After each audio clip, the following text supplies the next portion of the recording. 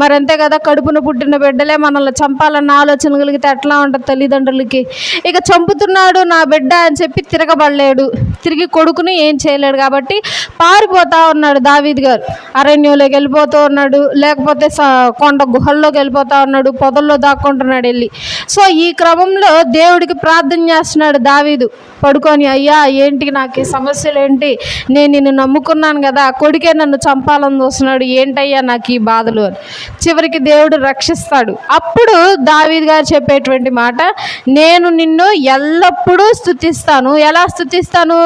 నా చేతులు పైకెత్తెల్లా నేను నిన్నెప్పుడు స్తుతిస్తాను. కాబట్టి మన విషయాల్లో కూడా ఇలాగే జరుగుతుంది.